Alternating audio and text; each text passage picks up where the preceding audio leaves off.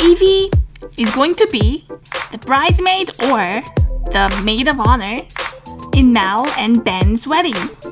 Someone asked that we have a few bridesmaids, but I think I will just keep it one, mainly because we don't have a lot to choose from the Ben's side. He's a king, so he probably knows a lot of people. I'm sure Ben has a huge list of people he could choose his best men from, but we actually don't know a lot about Ben before he met Mal. We also don't have any dolls for his friends and family other than King Beast and Queen Belle. I have seen weddings where the number of bridesmaids and best men are unequal, but we will keep ours equal. So we're going to keep one bridesmaid for Mal and one best man for Ben. Naturally, if we're going to pick only one bridesmaid, it has to be Evie. Mal and Evie are best friends, and we know that they pretty much did everything together ever since they left the aisle together. I think Mal and Evie were originally created to be a duo in the movie, maybe not so much in the novel.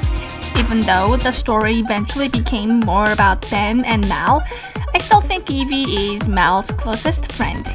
So we're going to make a bridesmaid dress for Evie.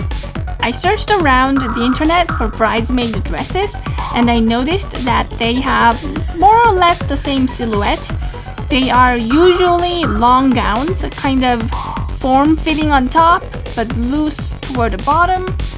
The skirts usually hang down naturally without a lot of puffiness or restrictions. They're also one solid color from top to bottom.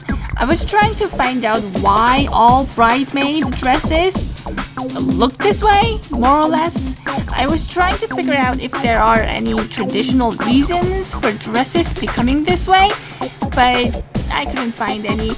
I guess the designers thought this silhouette was pretty enough to attract the people's attention, but not too overpowering to the point the spotlight is stolen from the bride. So we sort of have an idea what Evie's bridesmaid dress has to look like. It also has to be blue because that's Evie's color. The inspiration for her dress is the ball gown that Evie wore in Descendants 2. That dress also has a similar silhouette.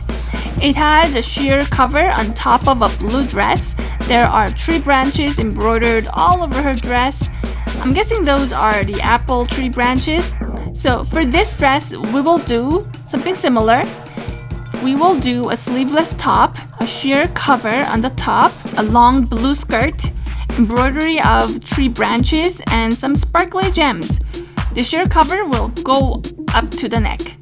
To start making the dress, we reused the same dress pattern for making previous dresses. We cut out two panels for the top, the front, and the back, sew them together, and then cut open the back. We cut out a piece of sheer blue fabric and then sew it onto the top. We sew only where the seams already exist, like along the side seams and along the neckline. We also cut open where the arms go. We used overstitch to cover up the edges. We stitched a lot, so it is thick enough to cover up all of the edges. The overstitch is the only way to keep the sheer fabric from falling apart on the edges. We cut off the excess sheer fabric after, but we leave behind some around the neck, so the dress becomes a see-through on the neck area. We use the overstitch to cover the edges of the sheer fabric along the neckline. Next, we work on the skirt. We cut out two skirt panels, the front and the back, sew them together, and then attach the skirt onto the top. Then we have the dress. Next, I want embroidered some tree branches only on the top. So we cut out some tree branch shapes from a felt and then stitch them onto the dress. And then we stitched over again with purple sparkly thread so the branches sparkle slightly when seen under the light. I digged out some flower beads from my stash of beads. They came in various colors, shapes, and sizes, so the flowers are all in different colors. We tried to match the size at least.